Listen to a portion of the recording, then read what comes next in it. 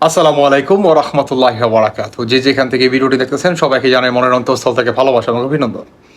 Breaking news, breaking news, breaking news. Sheikh Hasina অতি দ্রুত বাংলাদেশে ফিরতেছেন এবং ১৮ মাস পরে যে নির্বাচন হবে সেই নির্বাচনে হচ্ছে আওয়ামী লীগ অংশগ্রহণ করবে।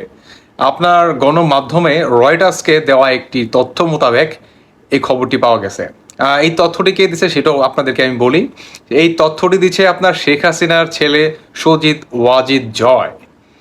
তিনি হচ্ছে রয়টার্সকে এই মনে করেন তথ্যটা দিচ্ছে। এখন অনেকেই বলতে পারেন যে ভাই এই ধরনের ঘটনা তো ভুলও হতে পারে, ভুয়া হতে পারে। না ভাই, এটা ভুয়া হওয়ার সম্ভাবনা আপনার 99%ই আপনার নাই। কেমন? কারণ রয়টার্সকে দেওয়ার যে তথ্য সেটা কখনো মনে করেন ভুয়া হতে পারে না। এটা ইন্টারন্যাশনাল একটা নিউজ, বুঝতে পারছেন? কারণ রয়টার্সের একটি সাক্ষাৎকারে সজিত ওয়াজেদ জয় বলেন, আমাদের বাংলাদেশে আওয়ামী লীগের যে নেতাকর্মীরা এবং সাধারণ যে জনতারা আছে, বর্তমান তাদের উপরে যে পরিমাণ অত্যাচার এবং যে পরিমাণ আপনার ঘনসারে যে মামলাগুলো চলতেছে, এগুলা টোটালি হচ্ছে ভিত্তিহীন। এগুলা কখনো গ্রহণযোগ্য না। বা আওয়ামী লীগের যে নেতাকর্মীর উপর যে পরিমাণ অত্যাচার মানুষ করতেছে বা বিএনপি জামাত শিবিরা করতেছে, এগুলার জন্য এগুলার মেনে নেওয়া যায় না। আমরা আওয়ামী লীগের নেতাকর্মীদের আমরা এভাবেই রাস্তায় ছেড়ে দেইনি, আমরা তাদের পাশে আছি। এবং শেখ হাসিনা পালিয়ে নয়, শেখ হাসিনা বীরের বেশে আপনার এয়ারপোর্ট দিয়েই ঢুকবে বাংলাদেশ।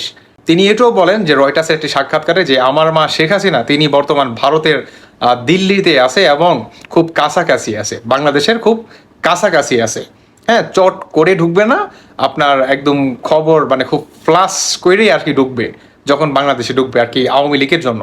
তবে এটা কথা বাস্তব, যদি আপনার শেখ হাসিনা যদি বাংলাদেশ ঢোকে, বাংলাদেশের সরকার তাকে নিরাপত্তা দিতে মনে করেন 100% নিরাপত্তা দিবে, এটাই স্বাভাবিক। কিন্তু এটার সাথে এটাও স্বাভাবিক তিনি 100% হচ্ছে আপনার গ্রেপ্তার হবে। কারণ আগস্ট মাসে এবং জুলাই মাসে যে পরিমাণ গণহত্যা করছে এটার তো বিচার হতেই হবে, তাই না?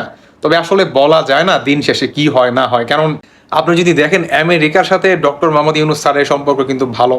তারপরে যদি দেখেন আপনি ভারতের সাথে আমেরিকার সম্পর্ক তো আগে থেকেই ভালো, তাই না? তো আমেরিকা কিন্তু কখনোই চাইবে না যে দুই দেশের বা এইখানে একটা গন্ডগোল হোক।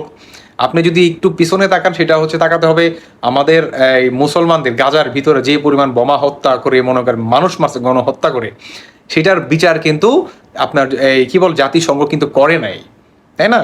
তো এইখানে শেখ হাসিনা আসলে যে পরিমাণ আপনার অত্যাচার করছে বা এই গুম, আয়না ঘরে কিংবা আদার্স মনে করেন যে পরিমাণ গণহত্যা করছে, এগুলার বিচার হবে কিনা জানি না। তবে দেখা যাক। সজিত ওয়াজেদ জয় যে বলছেন যে আমার মা বীরের বেশে ফিরে আসবে এবং নির্বাচনে পুনরায় আমার মা অংশগ্রহণ করবে এবং সাথে আমিও আসব। দেখা যাক, আসলে মুখে তো অনেক কিছুই বলা যায়, বাকিটা হচ্ছে দেখা যাবে যে কি হয়। তিনি আদেও আসবে কিনা, বা তিনি আপনার ফাঁকা আওয়াজ দিছে বা ফাঁকা ফায়ার যেটাকে বলে, হ্যাঁ, খোলা মাঠে ফাঁকা ফায়ার, জানি না, দেখা যাক। তবে দর্শক বন্ধুরা, আপনাদের ব্যক্তিগত মতামত কিন্তু অবশ্যই আপনারা জানিয়ে যাবেন যে আসলে সজিত ওয়াজেদ জয়, হ্যাঁ, যে একটা আসলে তিনি তথ্য প্রকাশ করলেন, এই তথ্যটা আসলে কতটুকু সত্যি হতে পারে কি আসে বিষয়ে ভালো মন্দ। ধন্যবাদ সবাইকে, ভালো থাকবেন, আল্লাহ হাফেজ, আসসালামু আলাইকুম।